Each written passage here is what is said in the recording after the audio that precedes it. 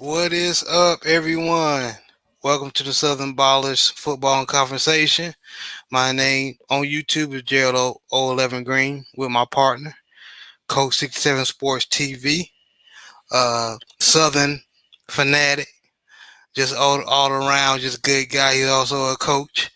Um, how you doing, Coach? How's everything going? I'm blessed and highly favored, bro. Yes, Lord. Yes, Lord. We above ground, so every day is a blessing.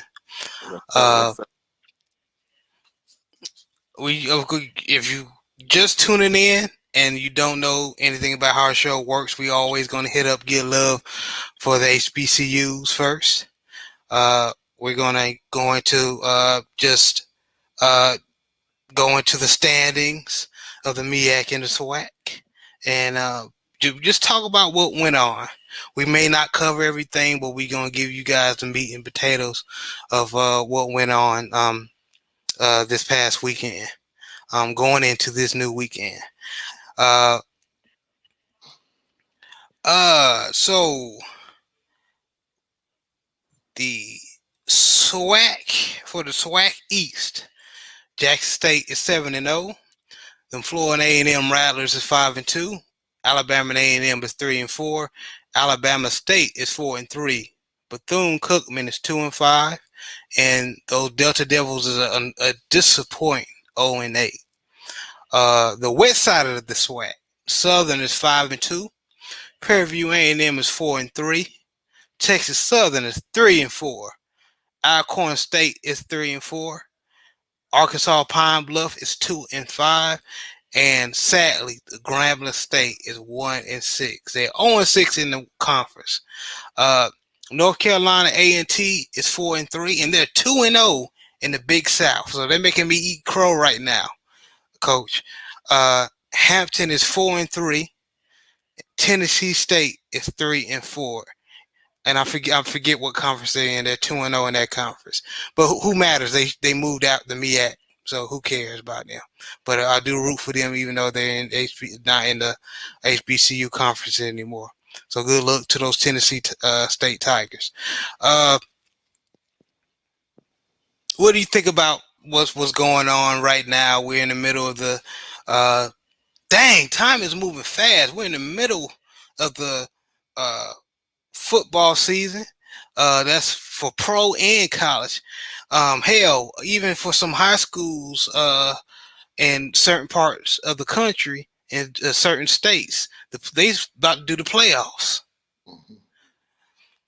So the time is winding down. Dang, this year's moving by fast. Uh, Coach, what is your impressions of how everything going in the conference and certain teams? I know you glad your Southern Jaguars are 5-2. They're on top of the SWAC West. Just give your insight on that. Well, I mean, and swag play is really heated up, and the thing that's important that we really point out the game tomorrow between Southern and Jackson State. Southern is number one in the West, and Jackson State is number one in the East. But even with that being said, if you look at Southern remaining schedule, they have to play against Jackson State, have to play against FAMU. Then for senior night, their last home game, they play against Mississippi Valley, and then Mm, they have the Bayou Classic. But with that being said, they don't have no margin for error because head to head, Texas Southern beat Southern. They beat them 24-0. So they can't slip up because if they finish with the same SWAC record as Texas Southern is going to win the West, and Texas Southern is going to play in the SWAC championship game against Jackson State. uh-oh. So the one advantage Southern has is Southern is like one game ahead of them, but they can't afford to be even. So Southern, even though they're at the top of the SWAC West, they really can't rest on their laurels. They have to No, they they can't. they definitely have to beat Grambling. But more than anything, even if you do slip on a banana peel and you lose tomorrow, or you just don't get the victory against Jackson State, you need to win the rest of those games because Texas Southern is right behind you. And even if Jackson State, even if they don't get the win against Jackson State, which we hoping they do, well, me personally hoping they do, if even if they don't get the win, you hoping that Jackson State turns around and beat Texas Southern and you just run the table. And one thing, but but the Purdue Classic is the outside of Jackson State, Grambling is Southern's biggest rival. You know what I'm saying? So even though Grambling has been lackluster and mediocre most of the season, there's no telling what version of Grambling you're going to see for the Purdue Classic, and they may get up for that game and give you a better fight than you anticipate. So Southern really doesn't have any time to just kind of, well, like, hey, we're at the top of the West, we just gonna chill and relax. No, Southern has to get after it. And as you can see in the East, I mean, it isn't, etched in stone at this point, but it's kind of almost academic from the standpoint of Jackson State is gonna be in the SWAC championship game. We can just kind of almost book it. So it's just a matter of whether it's gonna be against the way it's looking right now, is it going to be against Southern or is it going to be against Texas Southern?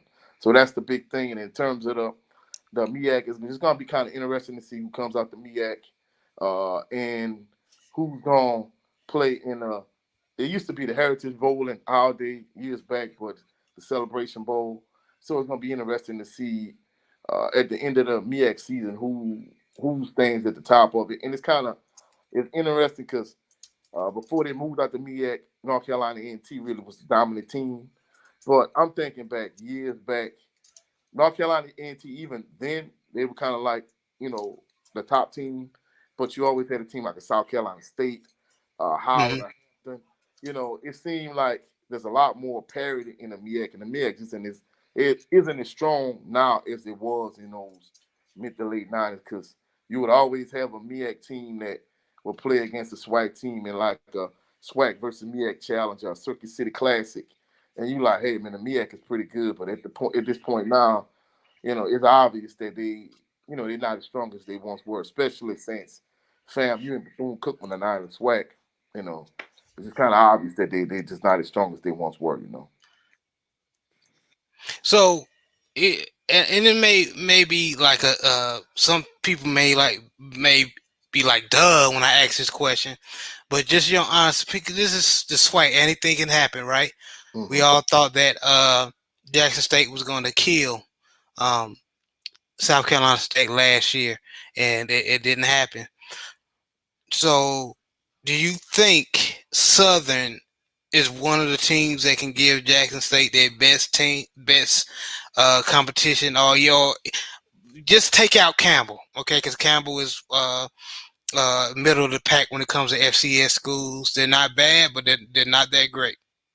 Um, out of the rest of the SWAC schools that Jackson State has to play right now, um, do you think anybody has a chance to beat Jackson State, or just Jackson State is going to stay on the top of the SWAC?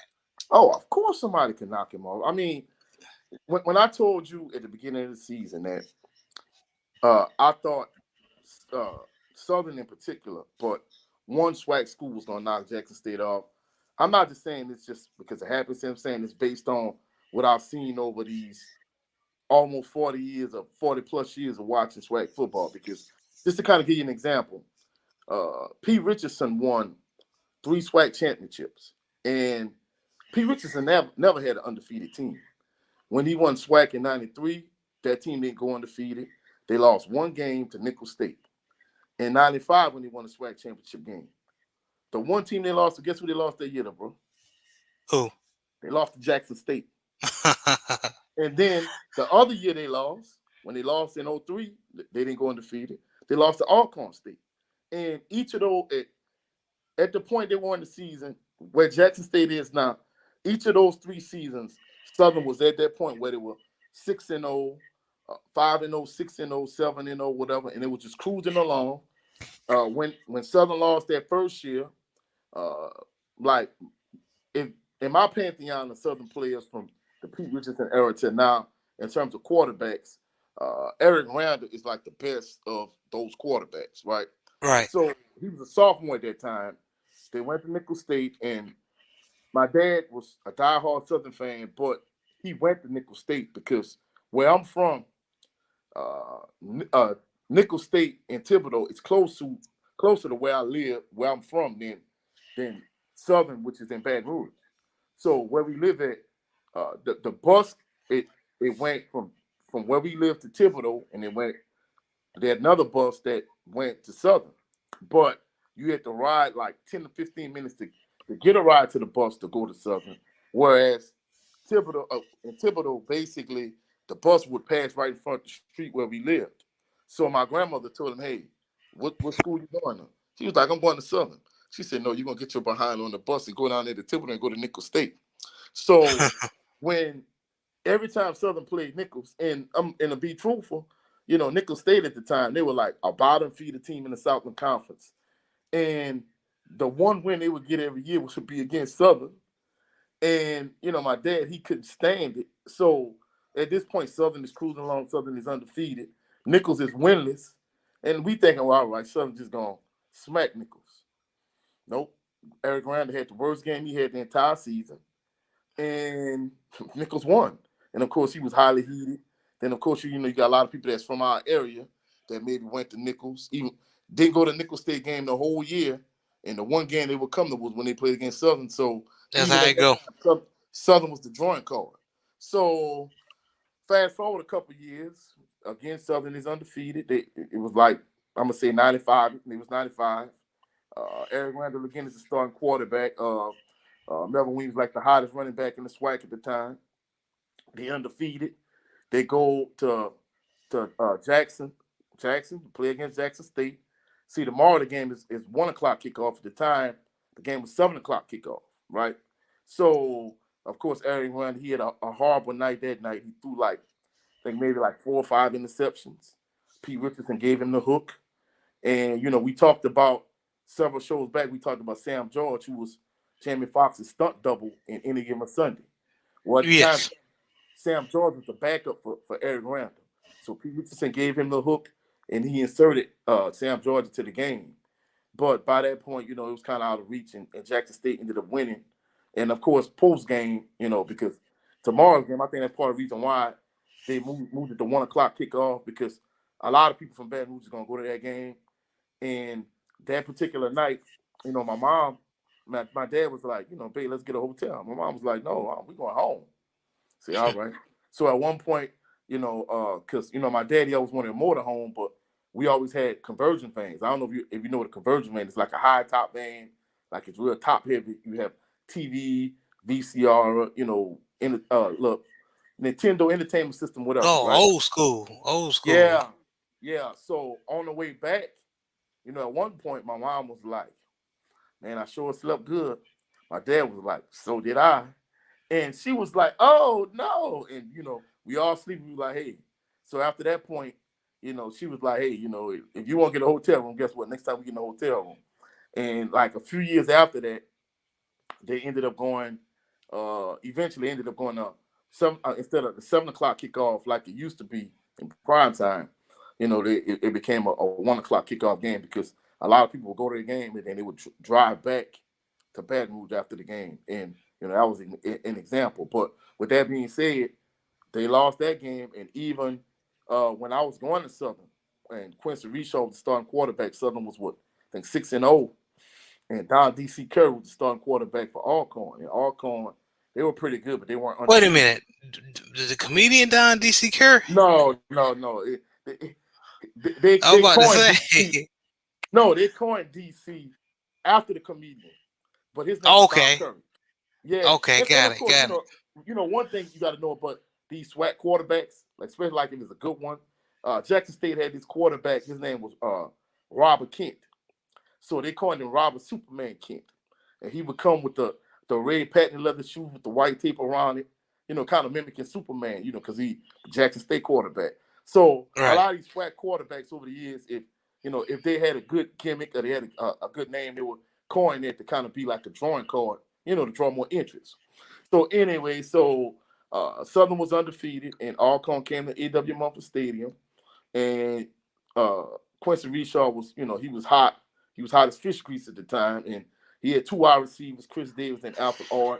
Alfred Ard ended up making it to the Major League Baseball. I think to this day he's still in Milwaukee Brewers system. I don't know if they bumped him now to the minors or AAA or whatever, or if he's still on the Brewers active roster. But he was one of Southern's starting wide receivers at the time, and Southern was explosive that year, but the defense wasn't what it was in the past. It was primarily relying on the offense. And, they played well. Well, they played good. They didn't play as well as they normally did. They were okay, but they had a little bit of an off night. And they came to AW Mumford Stadium and they beat Southern 28-24. So we were so used to Southern offense just moving up and down the field, and it seemed as if they would get like 400, 500 yards passing. And then you would look at the stat sheet after the game, and we're like 225, 265. But it seemed like they had so many more yards, so many yards in there because they were so efficient and it was moving up down the field so quickly. By halftime, a lot of instances the game was over. So that night, he had a little bit of an off night, and the final drive, he ended up throwing an interception. That was the end of the game. So, just looking at those 3 seasons, at that point, and I'm not gonna lie, even that year when they were undefeated, the whole week leading up to the game, Pete Richardson kept saying he was like, "Hey, these guys are overconfident. We have to be leery of Alcorn. Alcorn has a good team, and blah blah blah blah." It wasn't just literal coach speak. Just some of the players on the team, because I had classes. I had this business class with a couple of the players. They were like, Mm-hmm. "Yeah, like Coach Richardson, he actually legitimately feels that these guys are overconfident. Some of them being arrogant, that we unbeatable, we untouchable." And he was right because they lost that week to Alcorn 28-24. So the point I'm trying to make is, even as good as those 3 teams were, and like a couple of those teams in particular, those last 2 teams that won SWAC under Pete Coach Richardson, like he had a lot of transfers from LSU at the time, like Michael Hayes or Chris Cooper or whoever the case may be. So just the way this Jackson State team is loaded, Southern had a loaded team at the time also. But it's hard to get up week in and week out, even with that amount of talent. So that's why I'm saying it's definitely a winnable game for Southern. Just what I've seen of Jackson State and what I've seen for Southern. I mean, as long as Bashawn McCray doesn't turn the ball over, and he gets one of his backs going, whether it's Gerard Sims, whether it's Kendrick Grimes, whether it's Carl Ligon, he gets the ball to uh August Petrie, Cassius Allen, and he gets one of them going, and the defense, holds up against Shador and J State's offense. It's a winnable game. It's more than winnable game. Yes, sir. Yes, sir. And I'm not going to, of course, I'm picking Jackson State to win, but I do give Southern the edge on this. They face better talent this year. Uh, Yeah, Jackson State doesn't have a LSU on their schedule at all. The best team they probably played so far is a Campbell. And we both know that LSU would smash Campbell 10 times out of 10 if they played. So and I and and, definitely give them that edge. and I don't mean to cut you off, bro. They struggled last week against Campbell. There's no way, if Jackson State is Yes. good as we think they are, they should have just smacked them for one.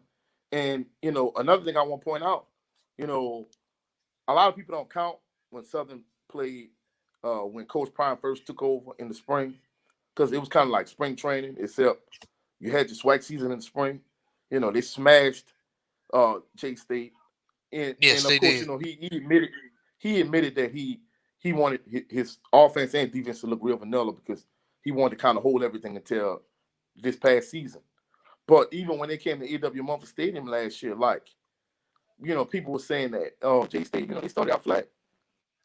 Like Southern just took it to them from the opening kickoff, and they pretty much dominated most of the game. J State just hung around, and Southern didn't put their foot on their throat. That's what allowed J State to win the game last year. So, and then just to add fuel to the fire, once they won the game, they planted the flag on the 50-yard line, AW Mumford Stadium on Pete Richardson Field. So, trust me, Southern, they really do have revenge on their mind based on what transpired last year. Because in all actuality, Southern should have won. But the fact that they planted that flag, it just added fuel to the fire. Okay, it's definitely gonna be a good game. I definitely can't wait to see it. Uh, so you better be tuned in because I'm probably gonna be texting you throughout the game. Uh, as far as the MEAC standings, South Carolina State is which we're not really surprised. Is 3-4. They're 1-0 in the conference. Howard is 2-5. North Carolina Central is 5-2. Delaware State is 4-3. Norfolk State is 1-6, and Morgan State is 2-5.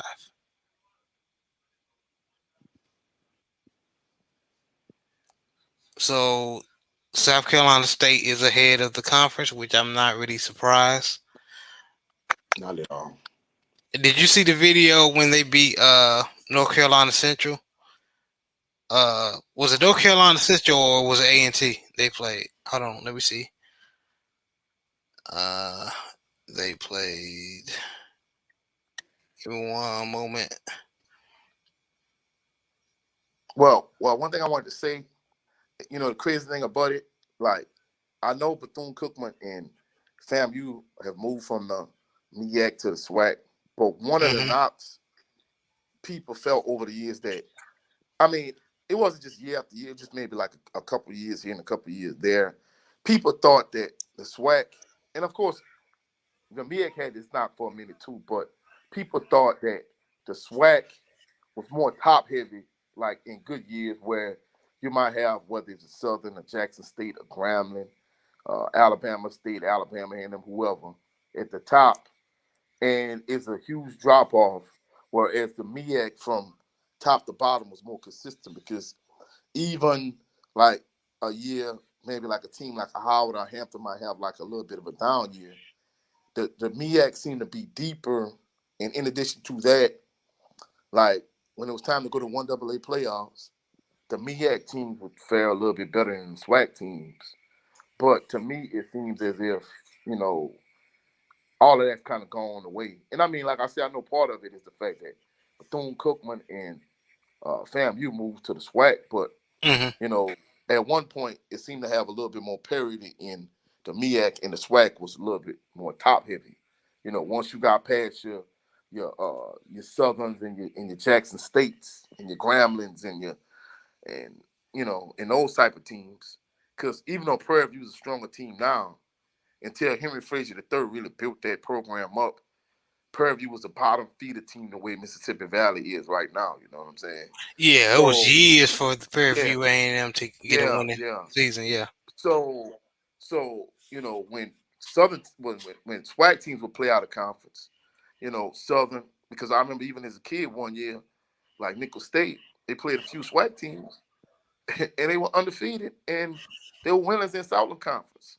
And I'm like, bro, like this doesn't make any sense. Whereas when some of those MEAC teams played out of conference, they took out to, don't get me wrong, they weren't like they were like super dominant, but when they played against, an out of conference team, they kind of did well.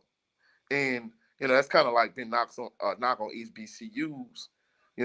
Like when they play out of conference games, if they're not playing one of these classics against another HBCU, whether it's another SWAC school or a MEAC school or whatever, like they struggle, against other FCS schools or other one AA schools. Even if they just like a white school, predominantly white school, they struggle against those type of schools. So that's been one of the knocks. Yeah. Yeah, and I was right. It was North Carolina Central that South Carolina State beat. And in that video I watched the little was it HBCU game day. I seen the hit highlights, but anyway, they Yeah, was yeah, yeah, yeah. HBCU game day. They have a lot of highlights. In fact, yeah, they even have the highlight of uh, Reese Davis. Talking about how college game day is going to be in Jackson tomorrow for the Southern and J State game. So they even kind of pointed out, and one thing that's been prevalent because I've been a huge fan of college game day over the years. To me, in like the last few years, with the change with Reese Davis, uh, it's kind of lost its luster a little bit. But anytime they come, I remember one year they came to the Bayou Classic. But the thing about it at the time, Bayou Classic kickoff is at 1 o'clock at the time. But yeah, the issue with the situation was college game day. They there from like 8 to 11, and they were the only people in the Superdome. And at the time, they wouldn't even open the Superdome till like noon or 12:30 with a 1 o'clock kickoff. So they were in the Superdome pretty much by themselves. Like fans weren't allowed in. So I don't know, if they're gonna have fanfare at the J State game the way they have it. Like maybe if they play it, if they go to Alabama or LSU or Wisconsin or Michigan or whoever. But hopefully, uh, the HBCU fans, show up and show out and, have a good showing on college game day tomorrow morning. I'll be tuned in for sure. Yeah, definitely will. Definitely will. Uh, but what I was saying was the South Carolina State players was talking stuff like basically they was referring to Jackson State that they gonna see each other again and basically the same results gonna happen. So I just can't wait, man. Bro, I'm gonna be truthful. One of my coaches always said, "Hey, fellas, don't put the cart before the horse." So That's right. they can't be talking out the side of their neck yet. They don't even win the MEAC. You have to take care of business first. Don't just assume. And that was one of Words the are from a mistakes. coach. Yeah, hey, that's one of the mistakes that Jackson State made going into that Celebration Bowl was that fact that they just assumed that South Carolina State was just gonna lay down and they were just gonna walk all over them, and it didn't happen. So don't just assume. Start running your mouth and talking out the side of your neck, and just assume that hey, you're gonna win the MEAC, and yeah, hey, Jackson State gonna be waiting for you because first of all, you may not even win the MEAC, and second of all, Jackson State might not even win a SWAC. So we just can't assume these things. Things look good on paper, but we got to play the games on the field. That's true. That's true. And people may listen to what you just said like, "Well, you crazy, man. Jackson State gonna win every game." You never know because uh Southern could have easily could have, in my opinion, Southern has the talent to beat a Campbell. They do. That's my opinion. I'm not saying they'll win, but I'm just saying if they have the talent to compete or even beat Campbell, it may not be an easy way tomorrow. And I mean, not only that, I mean, we're not even, one other thing we're not even looking at the Alabama State game. I mean, Jackson State didn't just walk all over Alabama State either. No. That's another. This is a SWAC opponent. So the point I'm trying to make is, you know, even though we could kind of argue, hey, Southern has never had a team as good as what Jackson State is now. They might not have had a Travis Hunter type player, but I would argue differently because, if you look at some of these Southern teams, like, I talked about how Southern went. It was undefeated at that point, 93, 95, 03.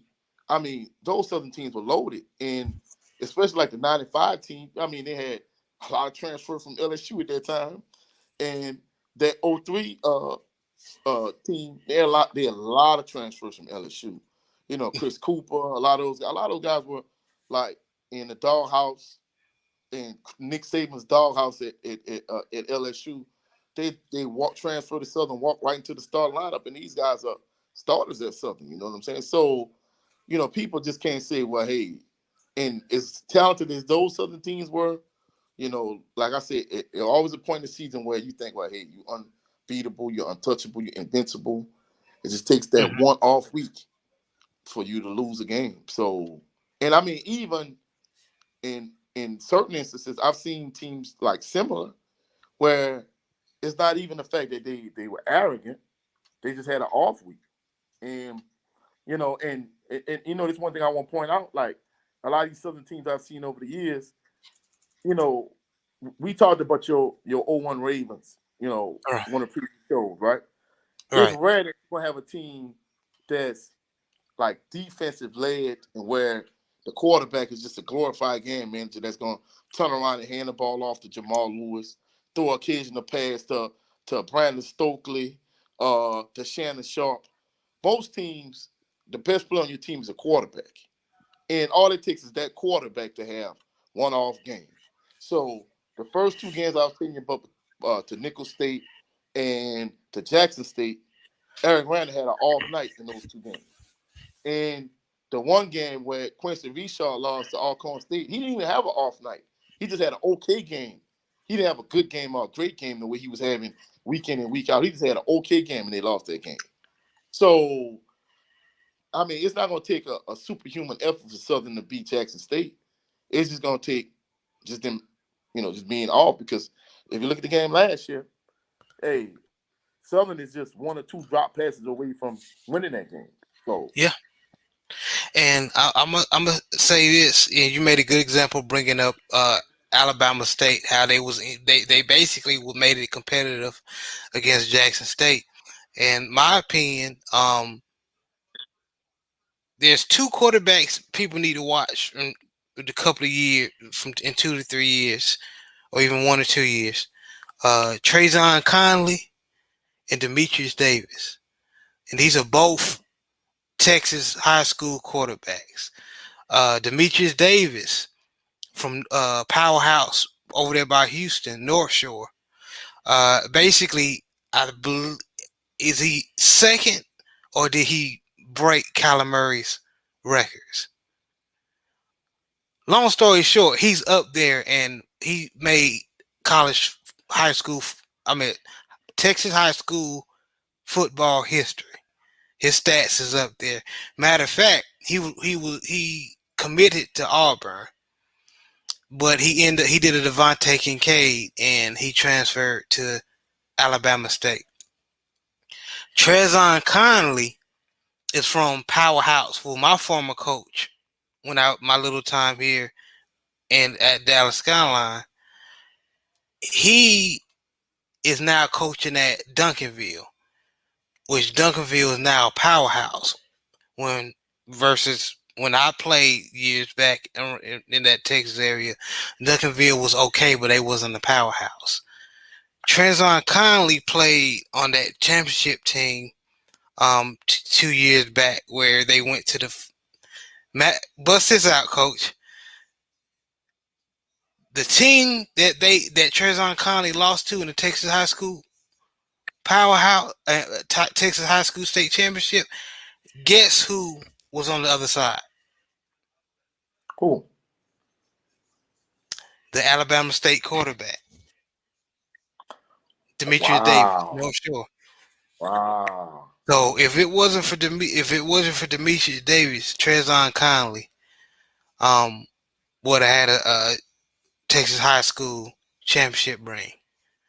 But North Shore beat Duncanville twice. They met each other twice in the state championship in Texas.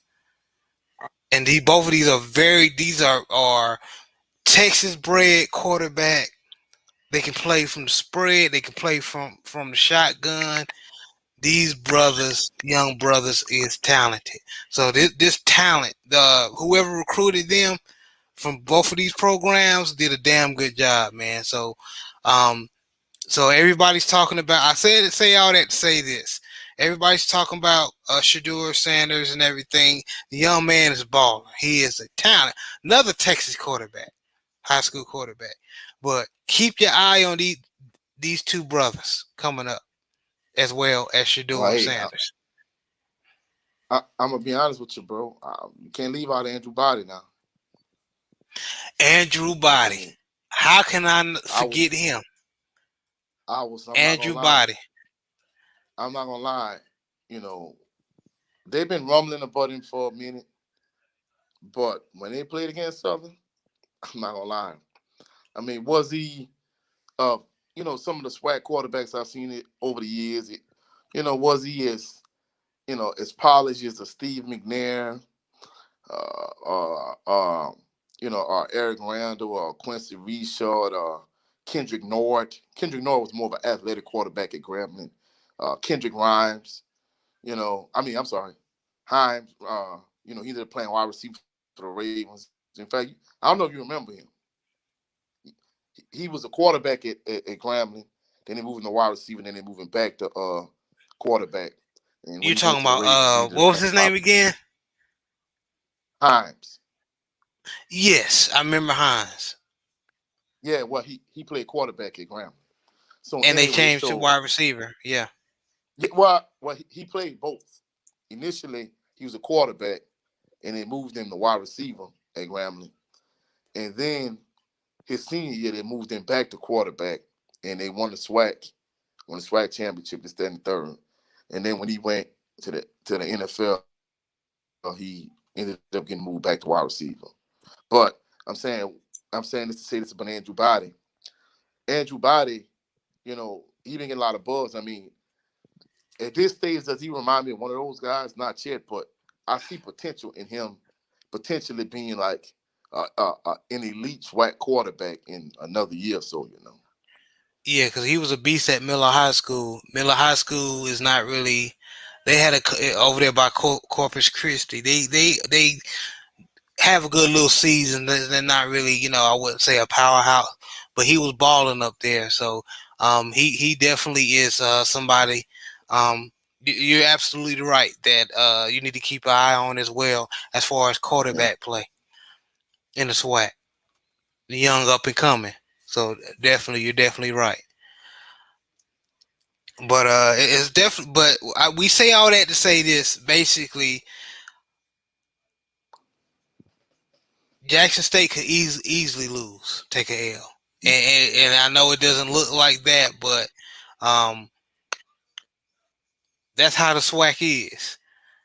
That's definitely how the SWAC is. You think a team is not going to make it? Like you look up at Alcorn will be in first place, Texas Southern, Prairie View A&M. On the other side could be Florida A&M on top. Well, since Jackson State beat them early in the season, probably not. But you never know, man. You definitely never Yeah. know.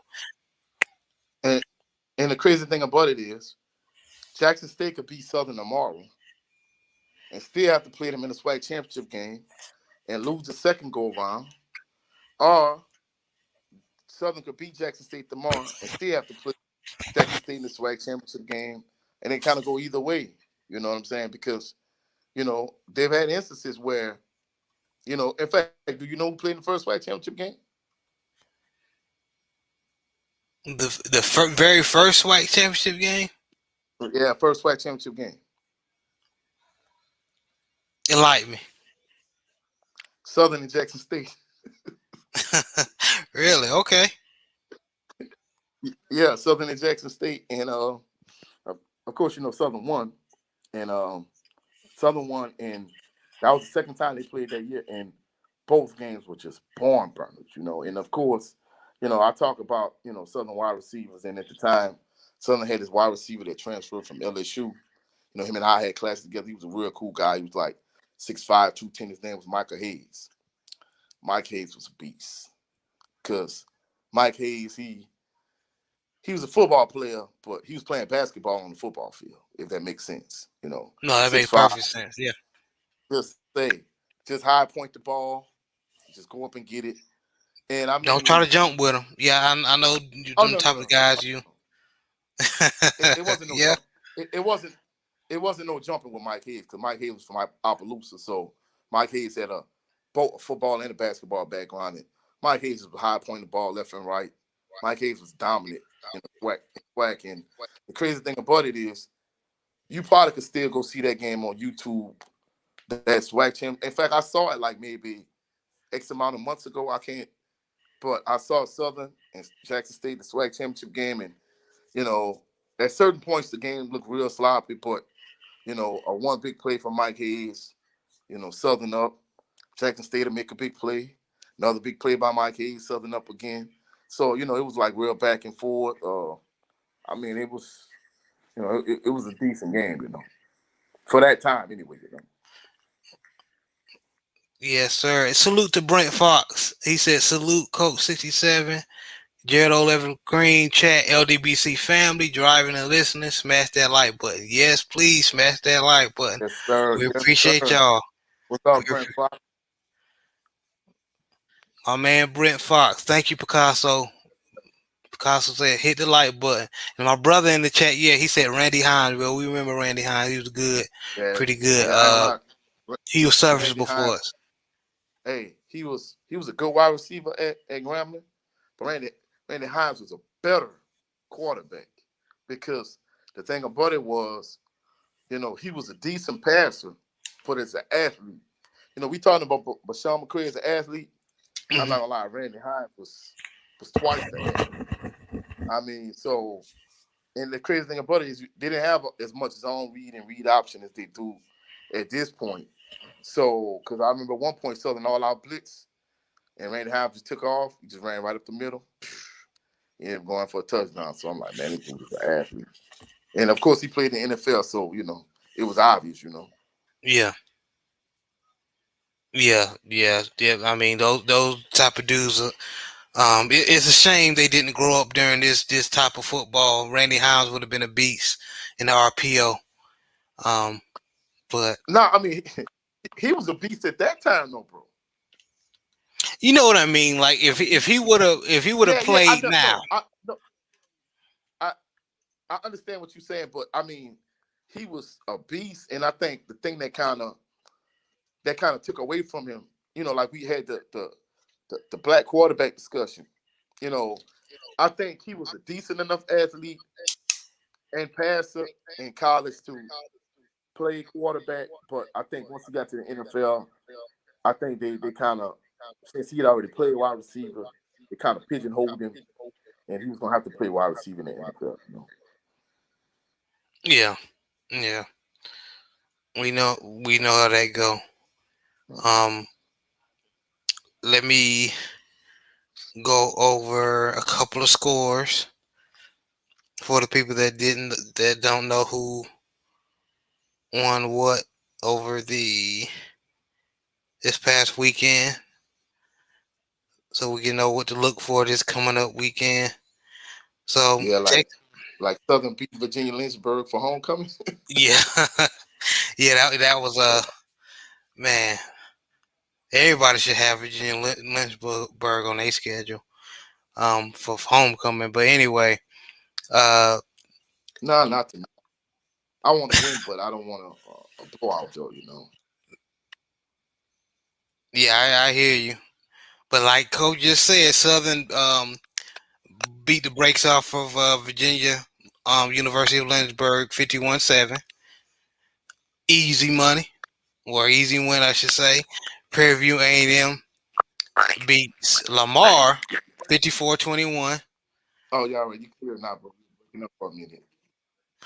Oh, okay, my bad. So if y'all didn't hear that, Prairie View A&M beats No, no, Lamar. no, good.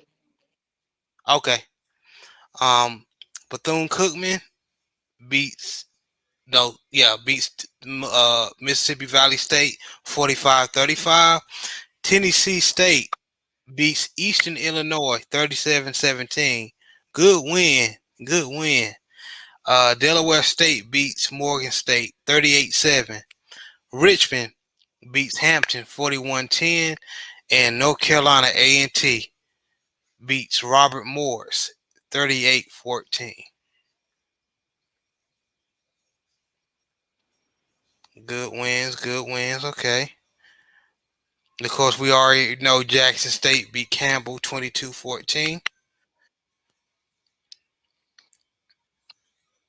And South Carolina State beats North Carolina Central 26-24. And that's the game that South Carolina State players were saying that they coming for Jackson State. But like we discussed, they need to finish the season first to see how things gonna turn out in the MEAC first.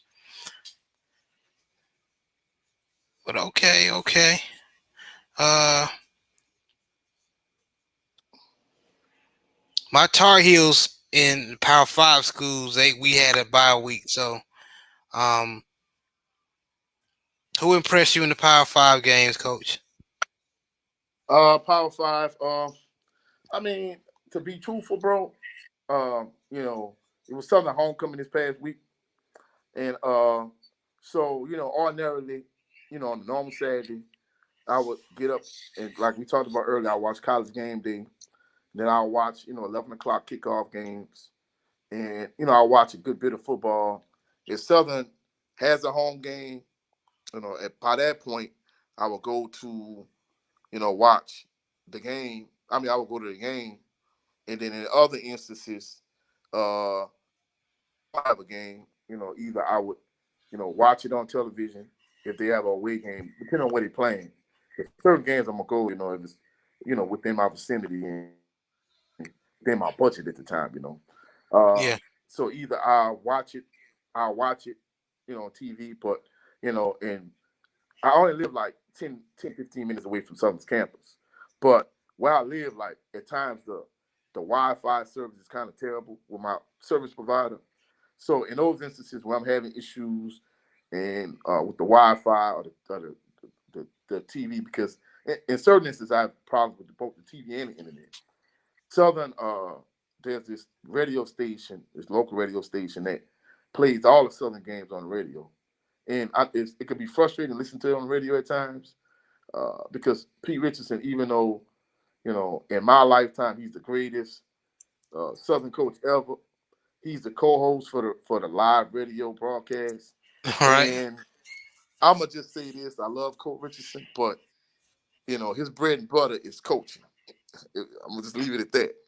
All So it could be a right. little Got it. it it could be a little frustrating, like how listening to the games on the radio, but I need to keep up with what's going on. So in those instances where I can't get it on, television or get it on my laptop or stream it on my phone or whatever the case may be, I'll just sit in the car and listen to it on the radio. You know what I'm saying? So, but in this particular instance, since it was homecoming, you know, uh, the homecoming parade, because for those people that didn't know, like early, like Friday morning, like maybe 4, 5, 6 o'clock, they was shooting on campus or whatever. Yeah. So I think 9 people got shot, injured, whatever. So the family and I, that's one thing my dad, he used to, when he was living, we would tailgate at all the Southern home games. But since he's passed, we just do homecoming, and that Rest literally in took peace up to your my entire pops. day. Yeah, yeah, yeah. He passed, in '05. Like '05, '06 were like the only years I really didn't go to Southern home games, those 2 years or whatever. Yeah. But for the most part, that took up my entire Saturday. And when I finally kind of did get home, I really saw scores or whatever. But you know, watching the scores and the highlights, it really didn't give me the same feel as watching like Tennessee and Alabama, or Right. or watching one of the games. So my only point of reference Saturday was watching Southern beat Virginia Lynchburg 51-7, which even that in itself, I wasn't overly impressed with. And one of the things that kind of frustrated me about the game, but the game, we tailgated all day, and you know, we we had some issues. My sister's vehicle, it would start or whatever. So we got a late start going to the stadium, and for people that went to Southern game, when Southern was at their heyday and at their height, mid to late '90s, it would take you like an hour to get in the gate at that time. But in years past, you just walk into the gate and just go right in. They're gonna search you, whatever, and then you're gonna go right in. But this past game, it took like over an hour. So I didn't even catch kickoff. When I actually got in the game, they had like 14 minutes and like 9 seconds left in the second quarter. And by that point, Southern was already up to 10 or nothing. So, I was highly agitated by the way their hands were getting in the gate at the game. And in addition to that, the lines were ridiculously long. And I'm thinking they really like doing a thorough check. But I think the lines just were longer than usual. It was kind of like I say, Southern's heyday lines like in the mid to late '90s. And I don't think the staff at Southern, they was accustomed to these like super long lines. And so, for the most part, the only game I really watched Saturday was Southern Virginia Lynchburg, and like I said, there wasn't nothing to really write home about. 51-7. Southern, they seemed flat at times. I think they just kind of played down to the level of competition. and I think a certain degree of it, they was kind of looking ahead to tomorrow against Jackson State. So the only game I saw this past weekend, you know, in depth in detail was Southern Virginia Lynchburg. So, and I wasn't impressed with that one. Okay. One game I did watch in full was Syracuse versus Clemson, and Syracuse was punching Clemson in the mouth. Then all of a sudden, second half, and Clemson has done this multiple times in the second half. They did it against Wake Forest. They did it against Florida State. Where teams would punch them in the mouth first half, and second half they show them basically their depth, and basically, they basically show them who's boss. Uh, Syracuse was doing their thing. The defensive line was doing their thing with penetration and getting to the quarterback. DJ, the starting quarterback for Clemson, was making a lot of mistakes. Um, and there were a lot of drives. Syracuse was just. Can you hear me now? Can you hear me now? All right, you better now. Yeah, I can hear Yeah. you. Okay. So Yes, sir. Syracuse would basically have. They could have been up way more. They could have basically blew Clemson out with the mistakes they were making, but they just let talented football club like Clemson hang around, and then that you know that they running back they got Will Shipley. He just went off. That didn't help, and then uh, a lot of their wide receivers started bailing them out. So they eventually won 27-21. So Syracuse lost to Clemson. That was a good game, but Syracuse irritated me. Um, Not a lot of impressive games. Cincinnati beat Wow. SMU 29-27. Wake Forest beat Boston College 43-15. Oklahoma State beat Texas 41-34, which I wasn't really. I kind of knew Oklahoma State will beat Texas, because Oklahoma State is balling this year. Mississippi or Ole Miss fell to LSU 45-20. Um, it was a good game, but Oregon beat UCLA 30. Tulane beats Memphis 38-28. Alabama little boys Mississippi State 36. Um, South Carolina, the Gamecocks barely beats Texas A&M 30-24. Penn State little boys miss Minnesota 45-17, and TSU beats Kansas State 38-28. So a lot of teams doing what they're supposed to do. To the teams that they usually beat. Nothing really surprising. Now, Again, I want to ask you one. I want to ask you one go question, bro. go ahead. Mm-hmm. Uh, uh, with Clemson and Syracuse, it sounds like it's a lot like the Southern Jackson State game from last year. But would you say Clemson is back to where they were when they were like national championship contenders, or you say they're probably a few notches below what they were at that point? They're a few notch below. If they start playing, if they play, I feel sorry for them if they play Alabama or Tennessee. Tennessee teams like that. They will they they they will be put in a place. All right. And when you brought up the LSU score, the fact that A.W. Mumford Stadium is in Baton Rouge and Tiger Stadium is in Baton Rouge. There was a lot of buzz around A.W. Mumford. I guess early, I didn't see the game, but from what I understand, Ole Miss jumped on LSU early, Mm-hmm. and eventually LSU came back and they won that game. So it was a lot of buzz around AW Mumford Stadium. Now, don't get me wrong, there's a subsection of Southern fans that kind of view Southern as the have-nots and the LSU is the have, since LSU is like the flagship of the state and then get all the media coverage and state funding and that type of thing. So there's Right. like a subsection of Southern fans that really don't like LSU, but for the most part, most of the Southern fans at AW Mumford Stadium, they like LSU also. And like the fans that were in the section like behind me and side me, they kind of kept. I guess one of them had the ESPN app on his phone.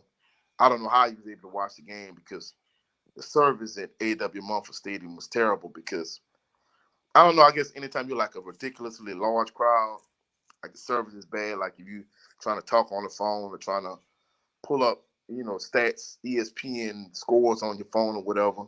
So he was able to see that. Maybe he watched it, maybe he did, but he was able to see that LSU came back and beat Ole Miss, and like my section was buzzing when LSU actually did come back and beat Ole Miss. So Wow. that was one of the like, highlights of the night. At AW Mumford Stadium because by this point, Southern pretty much had the game in hand with Virginia Lynchburg. And like I say, a handful of the fans behind me, they were buzzing the fact that LSU came back and beat Ole Miss. So I guess, they really was giving Brian Kelly his props in terms of like, hey, this guy's a good coach. Yeah. Yeah. This is definitely Ole Miss did hop on them at first, but with team like LSU, they gonna if you let them hang around, if you're not perfect and put your foot on their neck, they're gonna eventually show that depth and that talent they have. So yeah, Yeah, and it kind of makes me wonder at what point, if at any point, is Lane Kiffin going to be on the hot seat for kind of, fumbling these type of leads or, not getting these type of wins. I wonder. I mean you know how it is. These coaches, especially if your particular color, if they, got it in with, the Good Old Boy Network, he may last to, a couple of more seasons till they finally get tired of him. Versus a black coach, But it's like, they get him but out of there. Go ahead. but I mean, bro, but even by white coaches standards, look at some of the breaks and opportunities he's had, It and he don't hasn't matter. cashed. But he hasn't cashed in on anything. I mean, I he's been hear a you. head You're coach. right. You're He's been a head absolutely coach of right. the Raiders. He's been a head coach of the Raiders. He didn't do anything. He's been a head coach at Tennessee. He didn't do anything. I mean, he's been all over the place. I mean, I know Nick Saban kind of took him in at Alabama, kind of rehabbed him a little bit. But even with that being said, he hasn't done anything as a head coach, not on the college level nor the NFL level. You're absolutely right. But there's certain people, especially in that um certain white, not all white coaches, but there's certain level of white coaches that no matter how much it's obvious, and it's written on the walls that they need to move around or they're not the coach for the job, but because they know, um and coaches like him have 9 lives, man. Unfortunately, that's how it is for certain type coaches. Um But I'm not gonna lie. I want to go ahead and get to the NFL part, especially Yeah, talk I'm about. sure you do. Yes, sir. Yes, sir. My Ravens got a win. Um,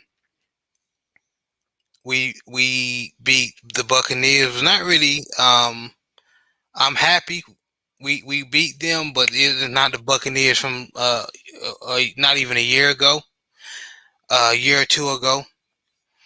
Uh, 2 years for sure. 2 years for sure. Yes, sir. Yes, sir. Um, and the reason why we're talking about them first, because they just played literally yesterday. Uh, Lamar Jackson, he was flat. Second half, excuse me, first half, second half, he definitely started turning up the, hitting targets. More, it was very accurate, and then the running game came alive. Uh, but everybody is buzzing on what's going on with Tom Brady. And my point, my thing is, excuse me, I hear your static on your end. My You thing, my you better thing not, is, bro. okay. My thing is, he's old. He older, and plus, he's not. He doesn't have the, I wouldn't say he have a bad offensive line, but it wasn't an offensive line from 1 or 2 years ago, and he doesn't have Gronk anymore. So it's not. I wouldn't say not necessarily his age. It's just that it's a little bit of his age, and he doesn't have the same team, man. I mean, he clearly doesn't have the same team, but I think one thing that we really didn't take into consideration. I'll be truthful, even like when they were playing against the Saints, because they're a division rival. I'm a Saints fan. Hmm. Even that game, until Lattimore really ruffled his feathers, even that game that he was kind of pedestrian, you know. And once that really got him going, like raw. But I mean, you know, even when he has the weapons he needs. I mean, he has Mike Evans. When he's healthy. You know, I mean, he has weapons. I mean, I know he doesn't have Gronk anymore. I mean, I don't see where AB was really a real big weapon for him when he was with the Bucks. The offensive line kind of hit or miss, but I think the thing that people now pointing out is having all those issues in your personal life. I can tell you from personal experience, if you let it bother you, if you let it affect you, it will. I Yes, don't sir. know. I don't know if people really taking that into consideration.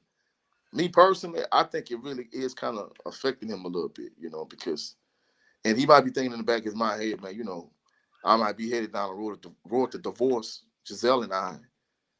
For me to come back and play for this team, like, hey, maybe it wasn't even worth it. So I don't know if that's what he's thinking, but the only saving grace for him is the division is terrible. Yeah. You know, the Bucks suck, the Saints suck, Carolina sucks, the Falcons suck. As far as I'm concerned, the whole division is just trash at this point. Hey, coach, you gonna So be honest about your Saints like that?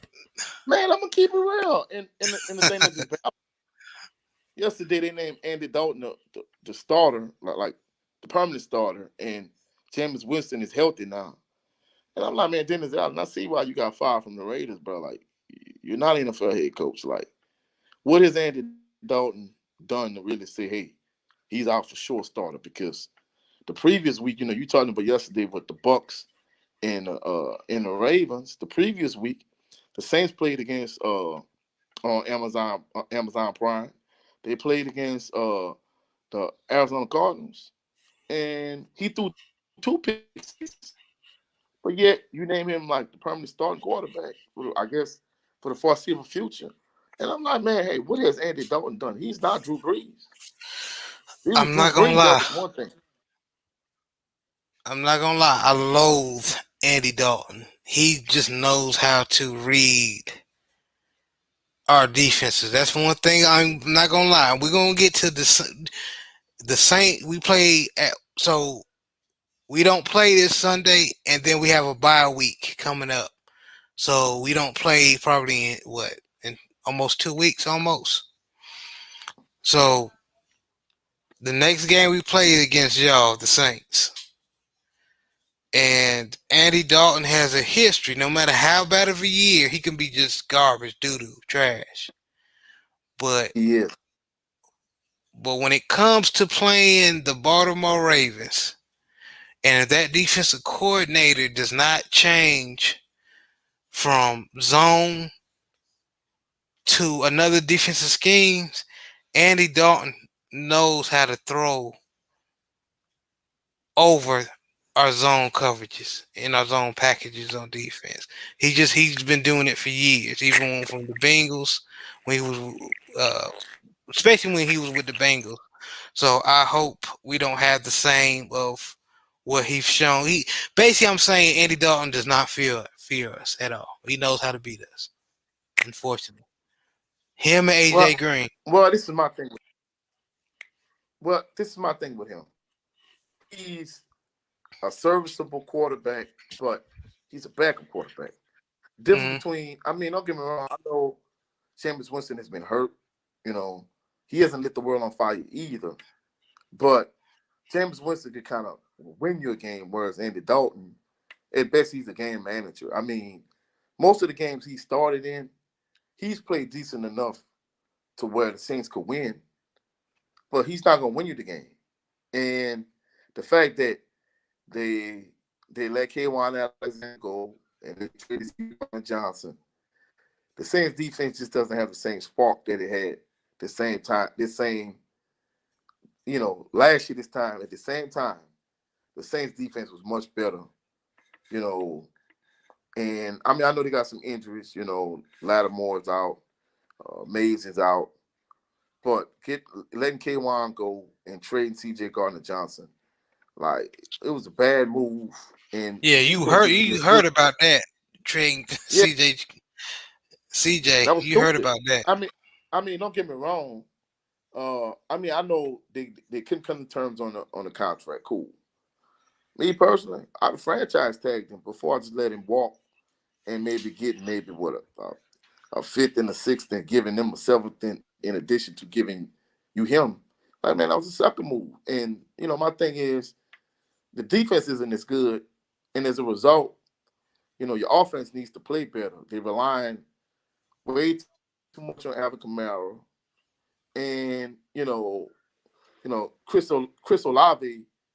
At this point, he's your best receiver because since Michael Thomas has got that $100 million contract, you know, like Bill Parcells says, he's like a Ferrari that's always in the shop. You know, Jarvis Landry, he's nicked up now too.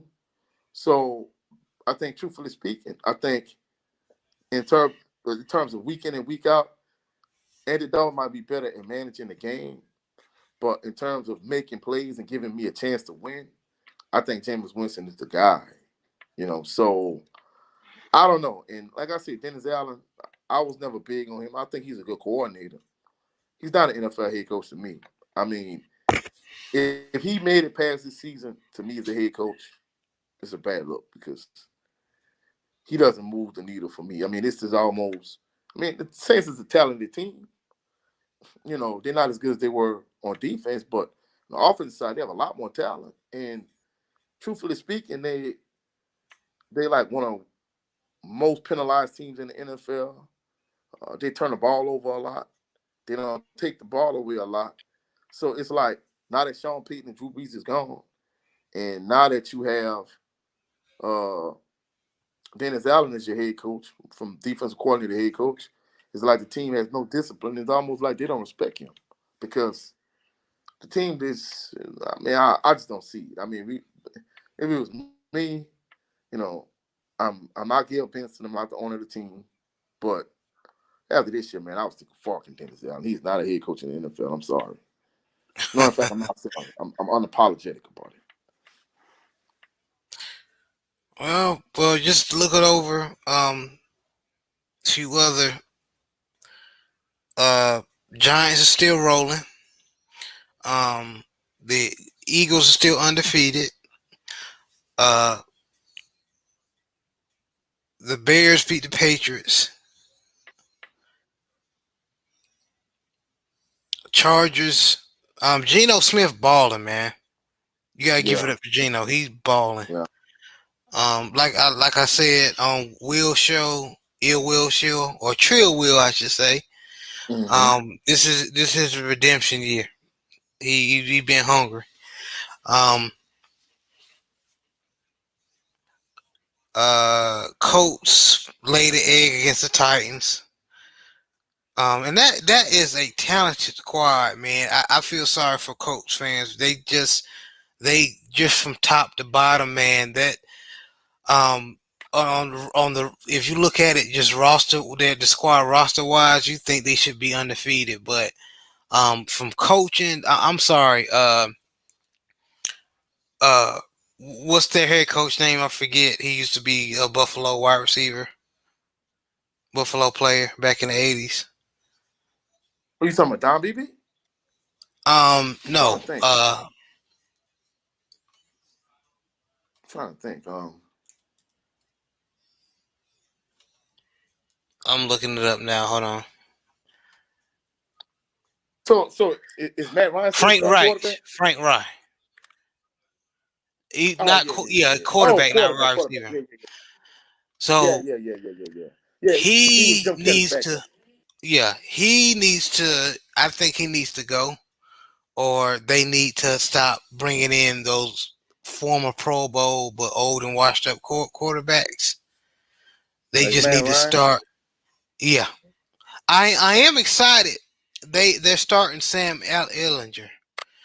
Sam Ellinger, he was a beast. I'm going back to high school football in Texas. He was a beast at that powerhouse. In Westlake, Texas. Um, and then he was a beast at Texas University.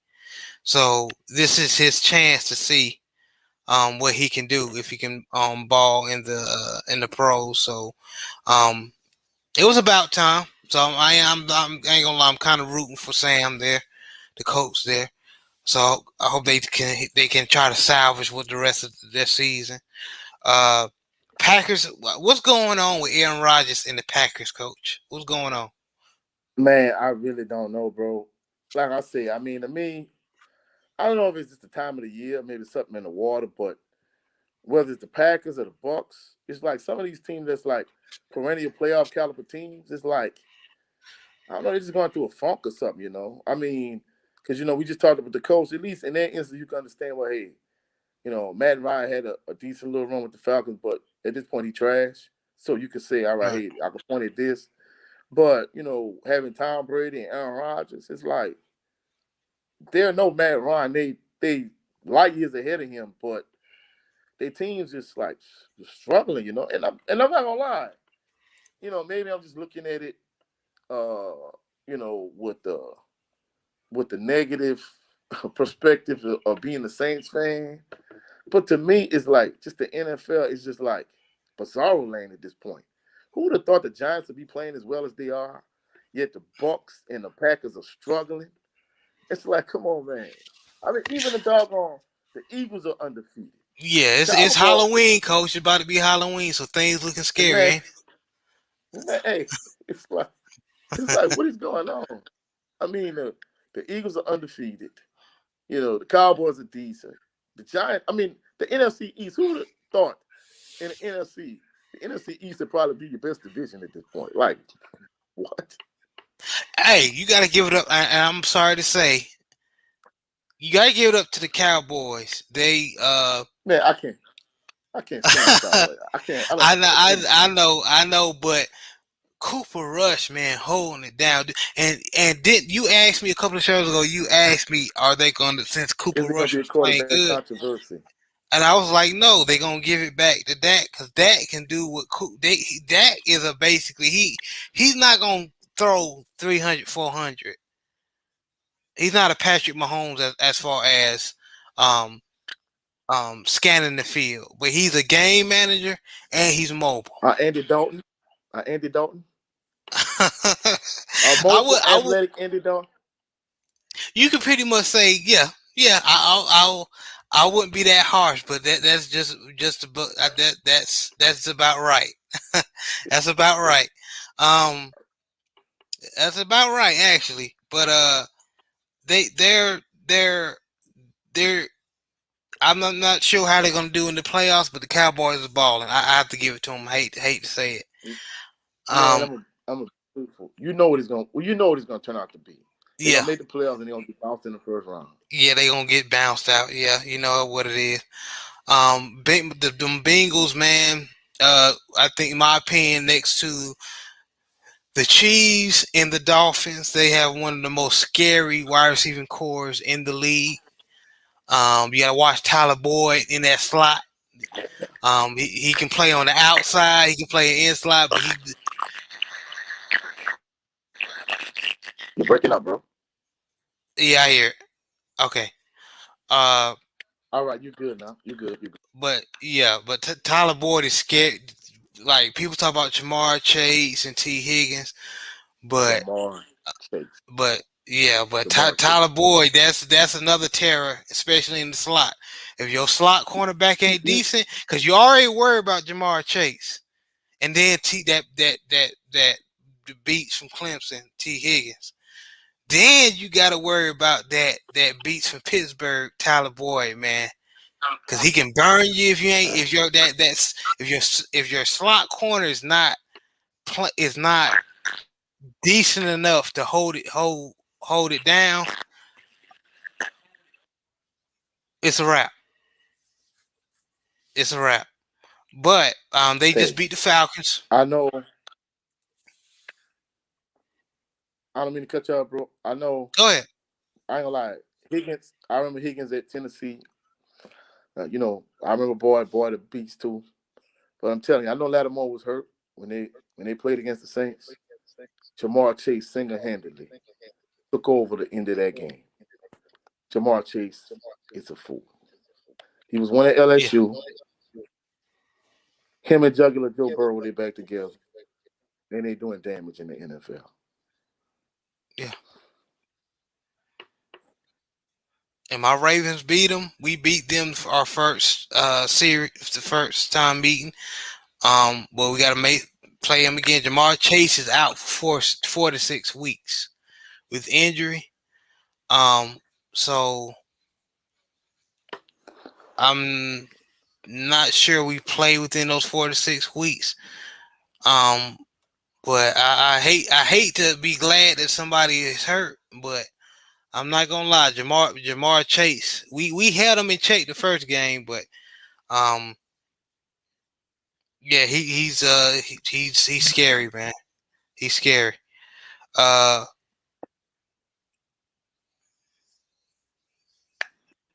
but let's go ahead and move on to what I want to talk about, man.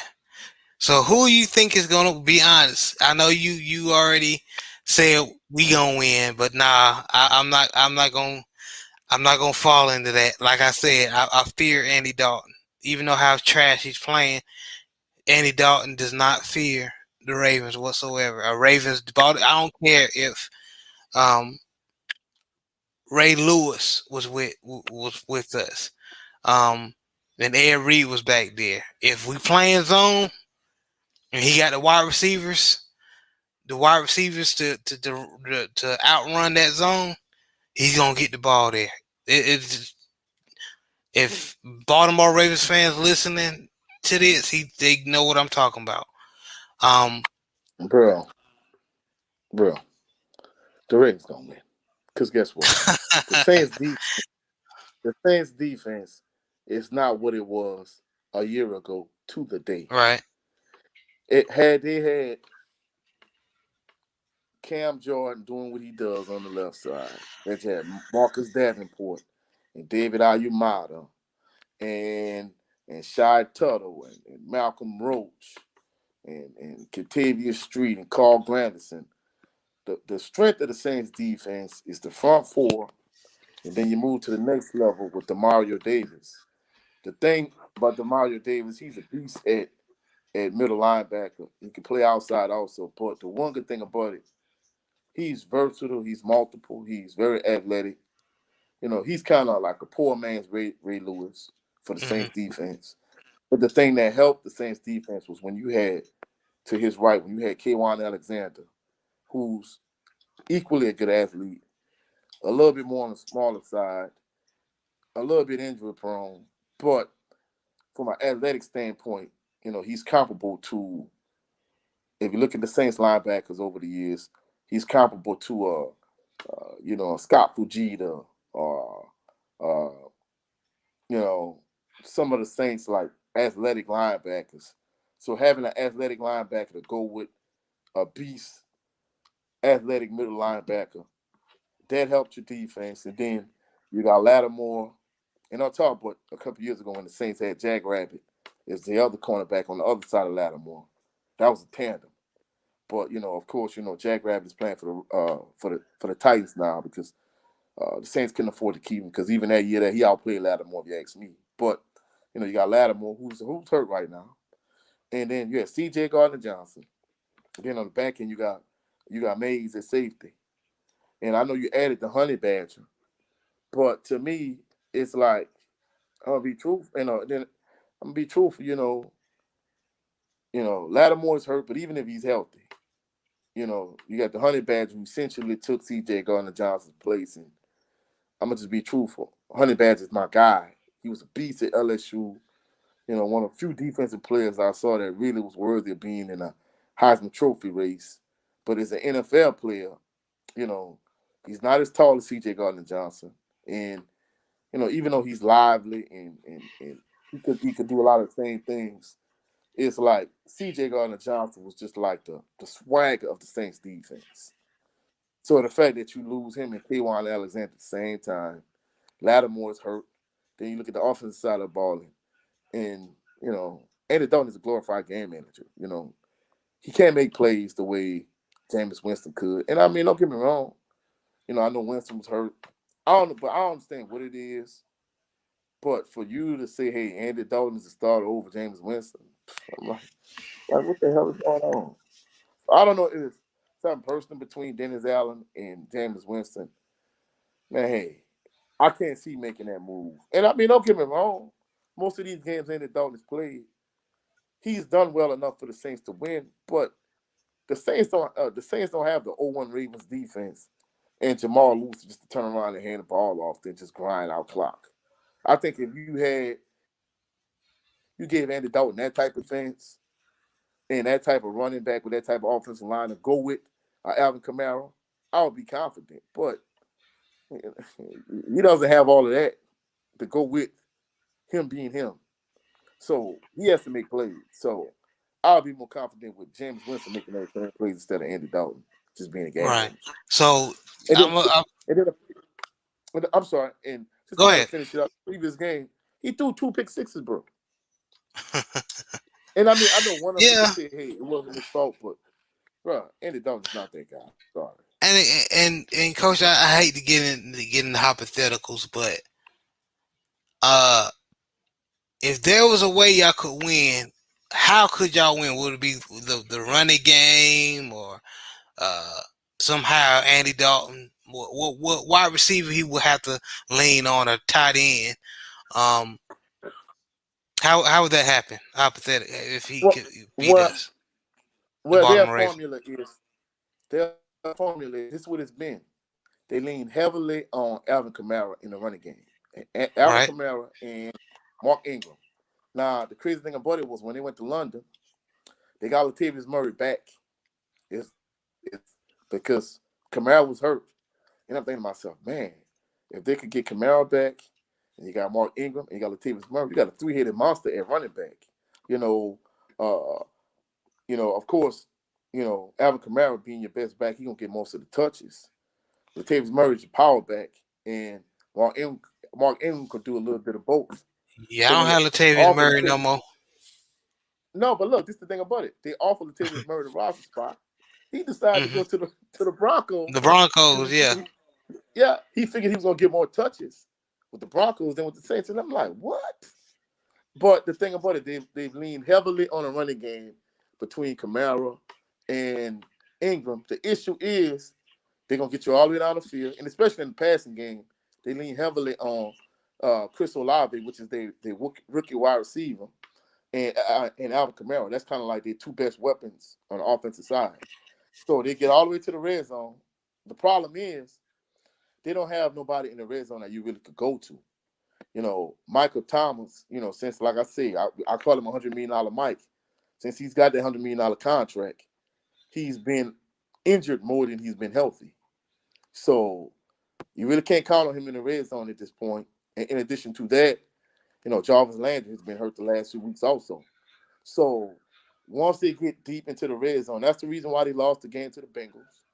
It's like once you get in the red zone, you get to like the 10-yard line, the 5-yard line, they don't have anybody to go to make that play.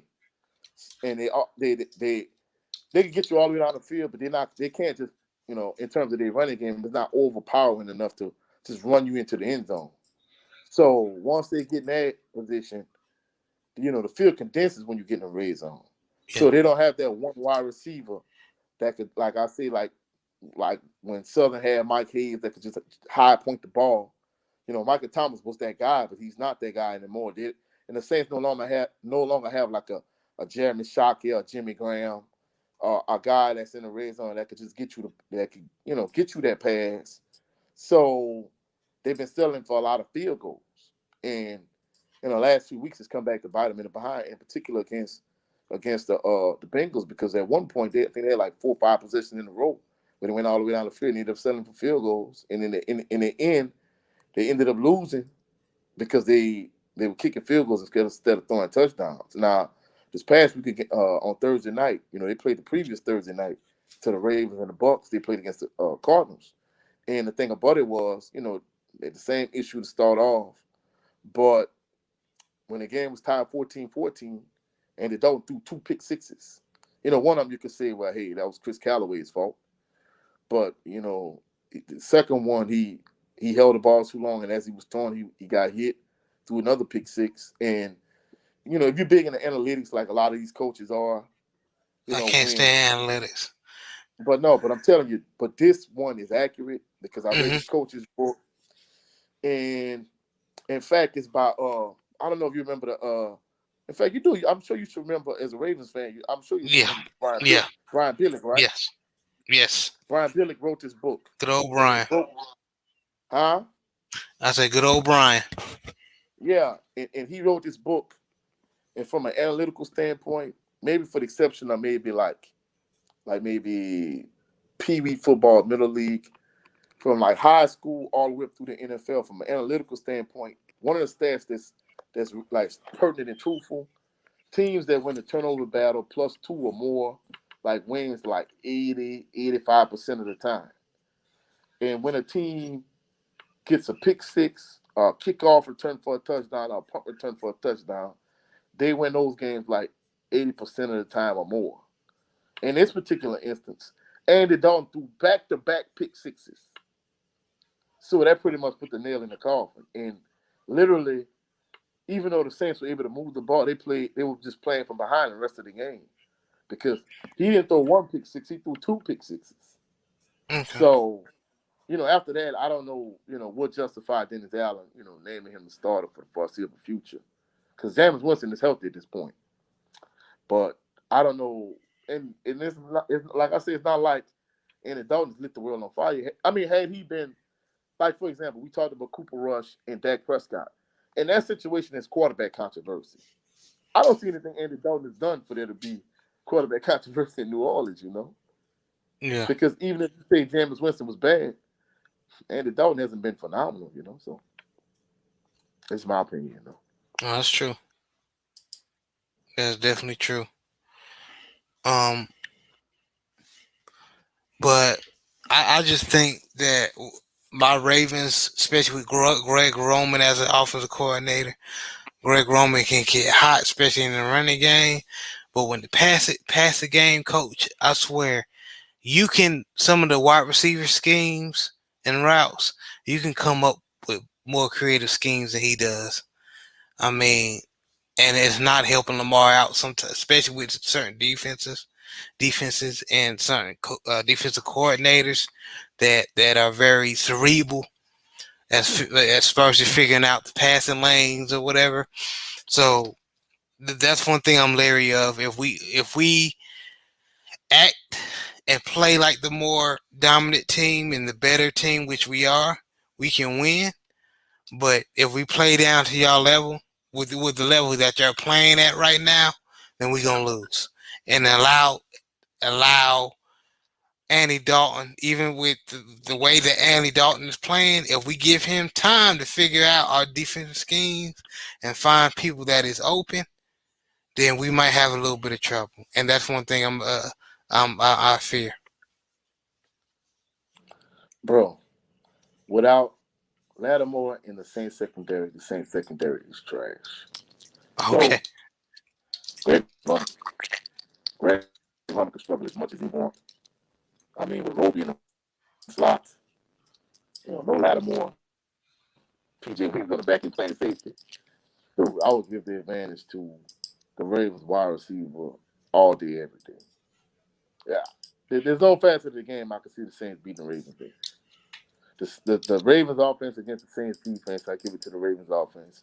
The Ravens defense against the Saints offense, I give it to the Ravens defense. Special teams, I give that to the Ravens also. I don't see no facet in the game that the Ravens can't beat the Saints. Man. I'm just being honest. The only good thing I can say is the Saints fan I can look forward to is the Pelicans. Southern in the Pelicans, and that's it. Dang, well, I mean, y'all having a rough year, um, but this is the NFL, and these boys is pros, so But you no, never know. bro, this not the worst part though. The worst What's the part is worst part? for the last 2 years, the Saints have been giving up because they won't move up back up in the draft and get another player. They give up their first round pick for the following year to get a player. The Saints gave up their first round pick, and guess what? The Saints don't make the playoffs. That first round pick that they gave up for this upcoming draft, that could be a very high pick. So the Saints might want to turn it around. 'Cause, hey, you don't want that pick to turn into, I don't know, maybe like a Bryce Young, maybe like a franchise changing type player for your team. So that pick needs to be worth almost nothing. So you need to turn the season around because you don't want that pick to become valuable. Yeah, y'all 2-5. Yeah, y'all two and Yeah. five, 1-3 in the division. Uh, who are the two teams y'all beat? The Falcons and the Seahawks. And you talked about the really they could have easily lost both of those games too. Because the Falcons led most of the games, just like we talked about, you know, Southern and Jackson State last year. That was literally the Falcons and the Saints this year. Like the Falcons led the vast majority of the game. The Saints just took over late and they ended up doing enough to battle win the game. And then Geno Smith played well, but the Seahawks defense just didn't make enough plays uh, to win the game for them. So the Saints won that game also. So they battled won both of those games. So I mean, don't get me wrong. If you a diehard Saints fan, you could say, well, hey, we could have beat the Bucks, or we could have beat the Vikings, or we could have beat the Bengals. But like Bill Parcells said, if you badly lose those games, you just wasn't good enough to win them. So Yeah, yeah, you're definitely right. That's true. That's true. Um, but we're gonna wrap it up on this note so we can get ready for some football action tomorrow. Uh, y'all please make sure you tune in to Southern versus Jackson State. Hopefully it's a good game. Heck, we know it's gonna be a good game. We don't think Southern is fears Jackson State because they played better teams.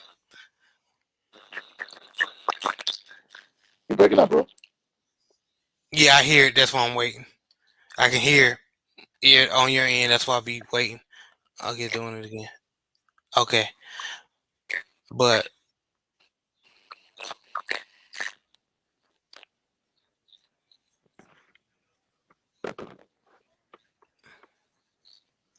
all right, you hear me now?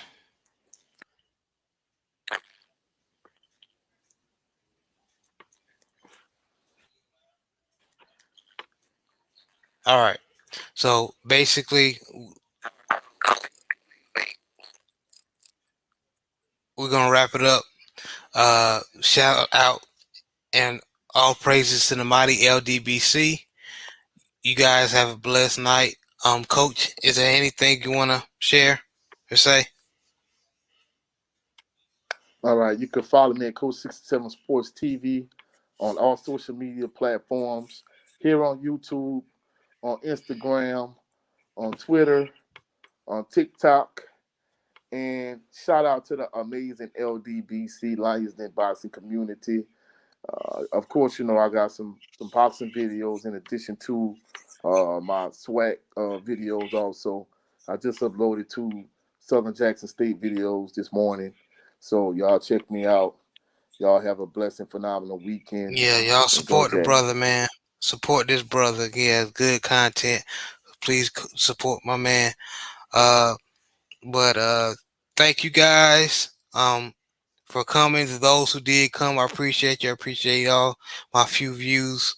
Do not take y'all for granted. We continue to build this thing. Uh, but other than that, I pray y'all have a blessed night. Be safe out here on the weekend. Focus crazy. Um, we'll see you next week. Blessed and phenomenal weekend, everyone.